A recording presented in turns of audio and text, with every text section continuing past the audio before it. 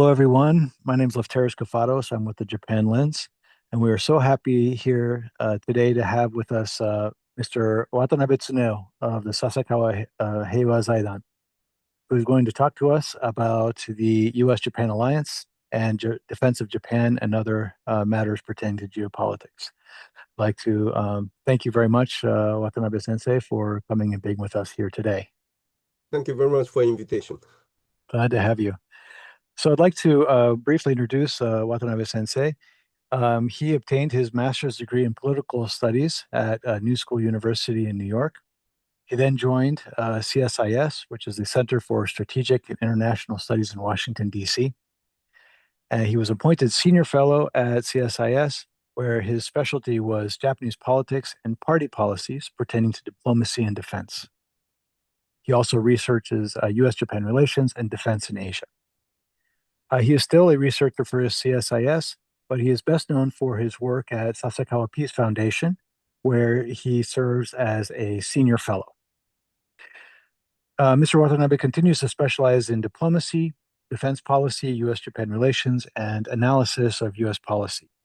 He often appears on television to share his views as a commentator. Examples include Shinso News, Hodo 1930, and Prime News, just to name a few. And Mr. Watanabe also serves as an advisor to the Japanese government. Once again, we're so glad to have you with us here today. Sir, if you wouldn't mind, I'd like to jump right in. Could you please tell us about some of your recent research topics?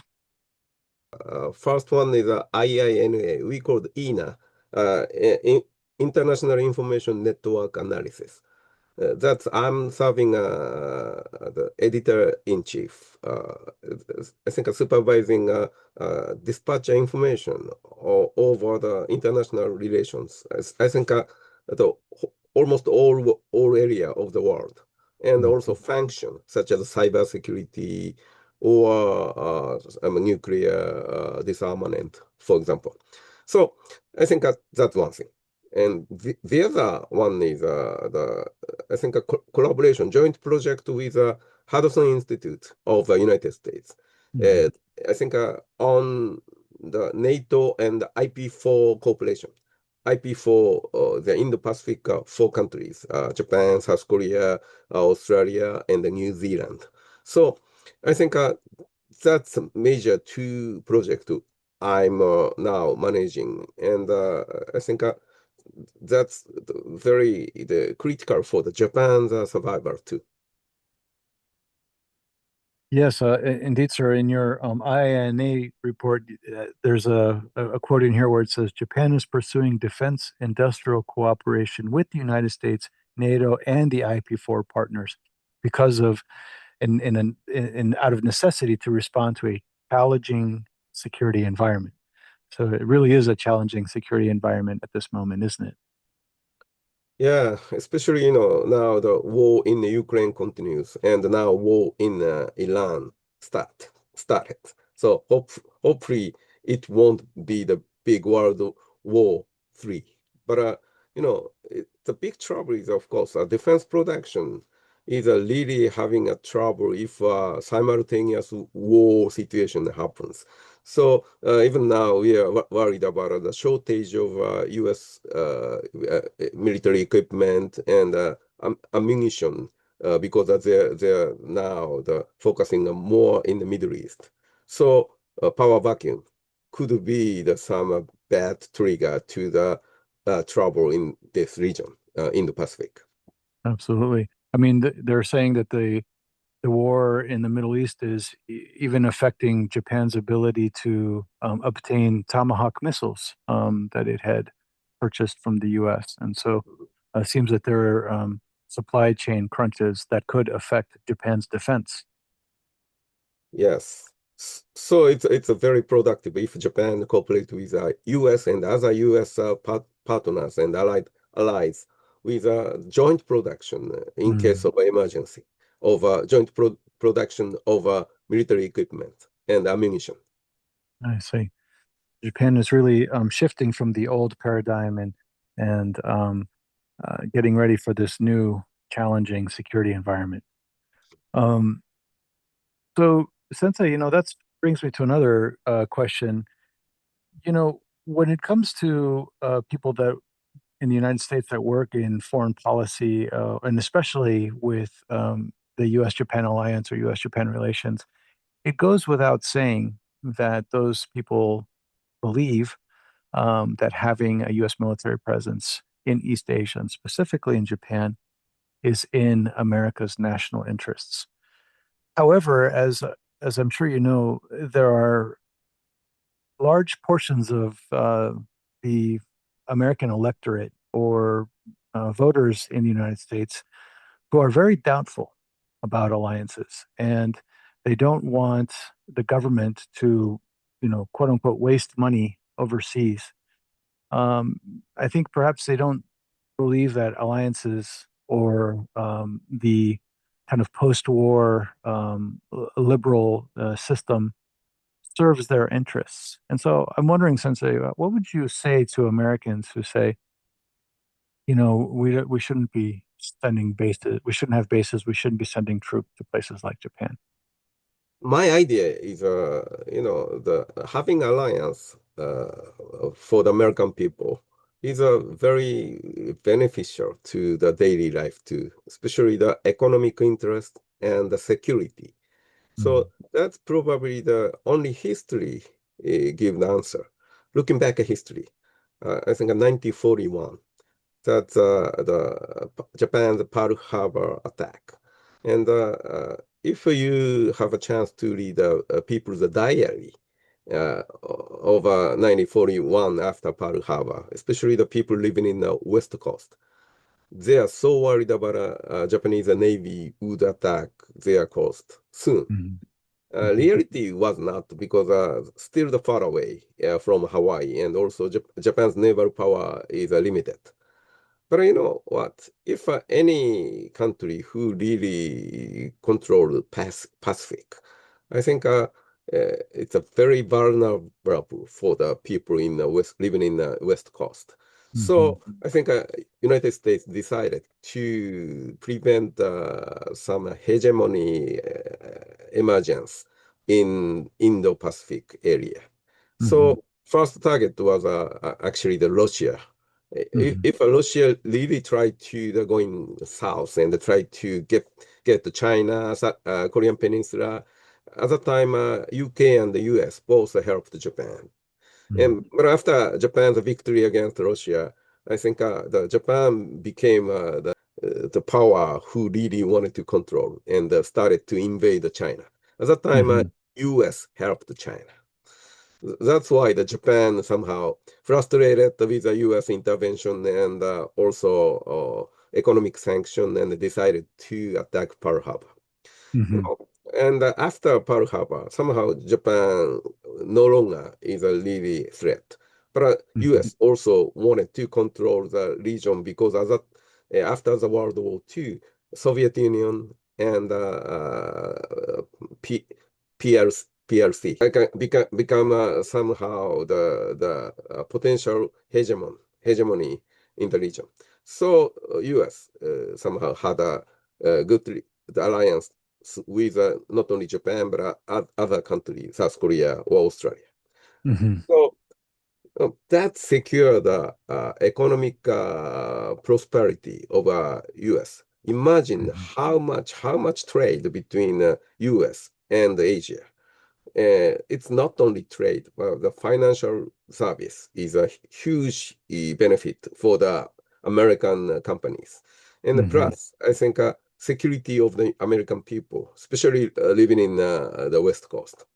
So mhm, I think probably, the leader or political scientist really need to show such kind of visible benefit of alliance with the Asian country for the American people. I think also we mean we need to show how beneficial the alliance with the United States to the Japanese people. Japanese people also frustrated with sometimes noise and the trouble caused by the U.S. military in Japan. But at the mhm, same time, we enjoy the security guarantee of the land and the people too. So it's clearly win-win relation between the US and Japan to have alliance. But sometimes, the people take for granted and forget about what really means. So it's a time to review how beneficial for each other, United States and Japan. Hmm. I see. Sir, but what about in an extreme situation where, you know, let's say, for example, the Trump administration or a future administration that is skeptical of alliances says, you know what, we're pulling out of Europe or we're pulling out of Japan. In that type of situation, in the past there have been discussions about an Asian version of NATO. And do you think that Japan in that situation would, have to switch from Plan A being America to this kind of, Asian NATO option, or what do you think would happen in that situation? I think Asian NATO is very difficult without the US. NATO was possible with US. So Asian NATO is the very important part is United States. So Mm-hmm. if US continue to have alliance in the region, no problem. Doesn't have to be Asian NATO. Just hub and spoke type several alliance. Hmm. But if a US is a try to withdraw from the region, that's gonna be big trouble. So Japan and South Korea, other country, really need to create some kind of a NATO type, but that's weak because it doesn't have a US. So I think we call the Plan B. Uh, Plan B is a very weak compared to the Plan A, Hmm. alliance with the United States. So, but we need to think about a Plan B. So, in the Plan B, big trouble is, of course, the China is so strong compared to the other small nations. Hmm. Probably Japan may be forced to live in a strong influence by China. So Hmm. that's gonna be probably the Finlandization. That's a case of Finland after World War II. Small Hmm. country Finland, Soviet Union invaded Finland, Hmm. uh, but Finland survived with so many sacrifices. And after the end of World War II, Finland decided to be the neutral between the Soviet Union and NATO. Hmm. Recently, Finland joined, but immediately after World War II, Soviet Union's military was so strong. So such Hmm. kind of a neutral position is a very unstable, but somehow only way to survive. So Hmm. Japan may be forced to live in such kind of Finlandization if US decided to withdraw military from Indo-Pacific. So Hmm. I think that's one possible, but that's not a good option. So our project considered all option and recommended to Japan to have a Plan A plus. That's Hmm. not only just maintain alliance with the United States, but also increasing Japan's own military capability, such as Hmm. introducing a Tomahawk and the long-range missile, and Hmm. plus I think networking with other U.S. allied partner in the Pacific, Hmm. including India, and Hmm. also networking with NATO, European country, and Canada. And that's probably the possible way to somehow try to survive alliance with the United States. Because American people understanding the heavy overburden of the US is not the good things. And Hmm. we understand such a sentiment. So, Hmm. you know, uh, try to reduce US burden, but really wanted to survive alliance with the United States. That's the mind setting is clearly shared with other NATO partner or South Korea, Australia. So easier for us to create a certain networking. Networking is not against the US. Networking is a somehow supplemental role to the alliance with the United States. Hmm.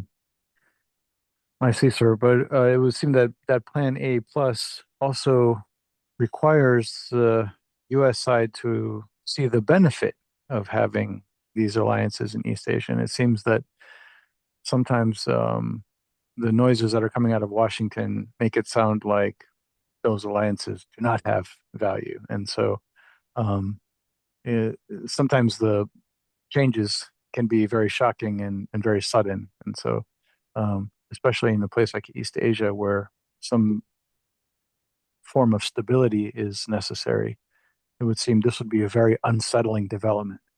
Mhm. I think a Yeah. very important one is the reassurance to the people in the United States and Japan both. Hmm. American is worried entrapped by the allied partner. Mm. Entrapment is a really so American people don't want unnecessary warfare. Somehow they're trapped by the allied partner. And Hmm. also, on the other hand, Japan or South Korea, the American the allied partner is worried about abandonment, so-called, Mm. giving up, abandoned by the U.S. and no security guarantee. So Hmm. probably such kind of a worry and the sentiment should be somehow the reducing a gap Mm. the perception. So I think Mm. Japan's effort, Japan and South Korea as a U.S. partner's effort to increase our own capabilities is somehow giving some sense of a reassurance to the American people. And also American people's somehow sense of understanding with allied partner and what is the benefit of a U.S. to have alliance would be the good reassurance to the allied partner living in the Pacific. Hmm. Absolutely. Especially now, since Japan's soft power is starting to really take root throughout the world, and especially here in the United States. Many more tourists and travelers have visited Japan than ever before. More and more people are um, feeling an affinity to Japanese culture and Japanese products, and so it would seem that now is the time to really show what is the benefit to the U.S.-Japan alliance and good relations between the two countries. Yes, especially many American and not only American, the people outside of Japan, they're enjoying a very old city, Kyoto. That's Mm. the old temple and the old the Japan's architectures actually survived thanks to the US decision. I think it could be destroyed by the US bombing in 1940, 44 or 45. But Hmm. clearly, some of American leaders who really concerned with and respect Japanese culture somehow made influence the military decision not to bomb Kyoto. So, Yeah, that's actually appreciated such the very American the handful leader who really tried to save Japan's culture. let's see. Sir, you're one of the foremost experts when it comes to the United States and U.S. government policy. I wonder, as you're watching the news from today going forward into the next month or 2 months, what are the things that you will be most concerned about? What kind of developments out of the Trump White House or out of um, the Pentagon? What are the things that you will most be looking for as we go for the next few months? One thing I'm watching the Trump Xi Jinping summit. Hmm. Maybe next month, Hmm. maybe postpone. We don't know, but it's a it's a very critical for the U.S. allied partners in the Indo-Pacific region. If U.S. is too close to China, Hmm. sometimes ignoring the interests of smaller countries in the region, that's gonna be bad. But at the Hmm. same time, if US China is really facing serious trouble and competition or rivalry, that's also bad. Hmm. So, we really expect a good summit creating